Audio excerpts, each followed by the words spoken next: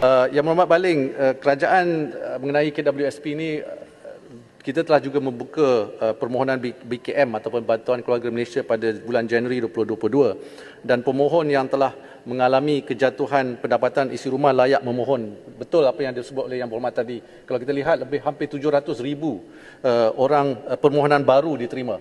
Ya, dan mereka akan dipertimbangkan berdasarkan data pendapatan terkini. Bagi mereka yang mempunyai lebih dari 1 juta ringgit, Yang Berhormat, mereka sebenarnya dibenarkan untuk mengeluarkan wang daripada KWSP kalau mereka perlukan mengeluarkan duit, dan kalau mereka mempunyai baki simpanan 1 juta atau lebih, mereka boleh dikeluarkan.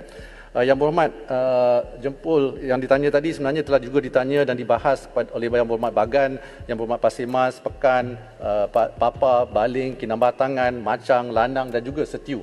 Ya, seperti ahli Yang Berhormat semua sedia maklum, 3 program yang disebut tadi, Air Lestari, Air Sinar dan Air Citra merupakan pengeluaran pra-persaraan yang diperkenalkan sebagai langkah sementara.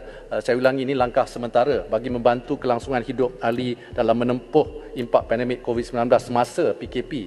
Malah negara-negara lain seperti Australia, Chile dan Peru juga telah membenarkan akses awal kepada simpanan persaraan bagi membantu rakyat menangani cabaran COVID-19. Tapi sekarang ini tidak lagi membenarkan program pengeluaran ini. Singapura pula langsung tidak membenarkan sebarang pengeluaran dana persaraan atas tujuan COVID-19. Balik kepada Malaysia, secara keseluruhan di bawah ketiga-tiga pengeluaran ini, seperti yang Berhormat maklum, KWSP telah mempunyai akses kepada dana persaraan mereka sampai RM71,000 telah keluar untuk setiap seorang lah, up to 71,000. Pengeluaran khas ini telah memanfaatkan lebih 7.3 juta ahli dan atau 58% daripada semua ahli, dengan amount pengeluarannya berjumlah RM101 bilion. Walaupun inisiatif ini memangnya telah meringankanlah beban ahli yang memerlukan Yang Berhormat jempol, tetapi namun pengeluaran khas ini telah mengakibatkan pengurangan simpanan bersaraan yang ketara. Susulan pengeluaran berjumlah RM101 bilion, seramai 6.1 juta ahli ataupun 48% daripada ahli di bawah umur 55 tahun hanya mempunyai baki simpanan kurang dari RM10,000. Seterusnya, sebenarnya sebelum ini saya tak pernah sebut, tapi tanpa pengeluaran tersebut, kadar dividen bagi simpanan konvensional yang diumum KWSP bagi tahun 2021 sepatutnya boleh mencecah sehingga 6.7% berbanding dengan 6.1% yang diumumkan baru-baru ini.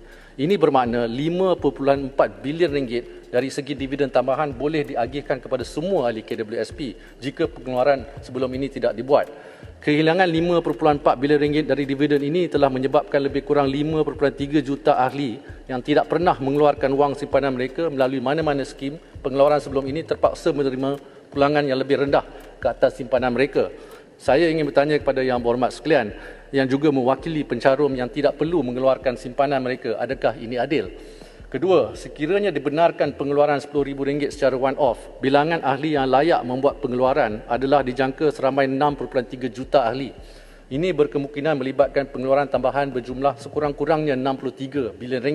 Sekiranya pengeluaran tambahan dibenarkan, KWSP perlu melaksanakan pengimbangan portfolio dan impaknya mungkin lebih dari nilai pengeluaran berjumlah RM63 bilion.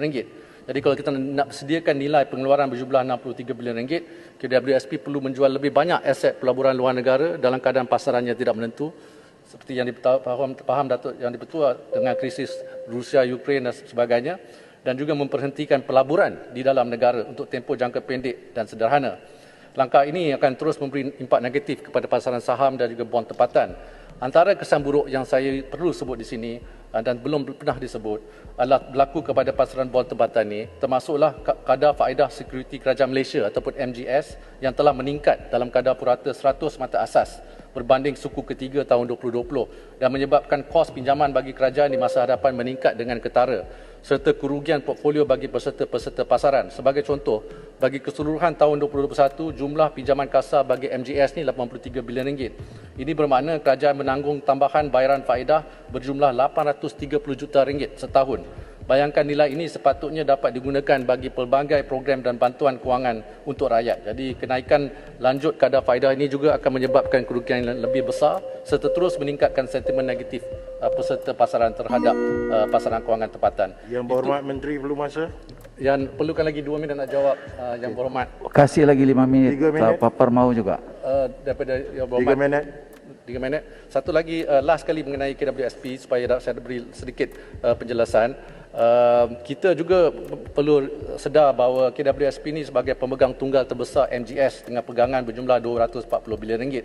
Ini 27% daripada nilai keseluruhan di dalam pasaran bond MGS. Jadi bagi syarikat tersenarai di pasaran saham pula, pegangan KWSP adalah kira-kira 16%, ini 272 bilion ringgit dari nilai keseluruhan yang berjumlah lebih 1.7 trilion ringgit. Bagi pelaburan bond-bond corporate pula, pegangan KWSP pula adalah 21%, 166 bilion ringgit. Jadi apabila kedudukan KWSP sebagai salah satu pelabur terbesar di pasaran saham dan bond tempatan terjejas, ada dua perkara yang akan juga terjejas. Pertama, kebolehan KWSP untuk menjana pulangan dividen kepada ahli yang seperti saya sebut tadi, kalau tidak dikeluarkan tahun lepas, pulangannya adalah 6.7% berbanding dengan 6.1%. Dan juga peranan KWSP dalam menyediakan kecairan modal bagi pasaran bond kerajaan, di mana kos meminjam kerajaan akan naik dan telah pun naik sebanyak 100 basis point, about 1% dengan izin, dan ini akan mengakibat kos yang lebih tinggi kepada kerajaan yang sebenarnya boleh digunakan untuk menolong rakyat dan juga membangunkan negara.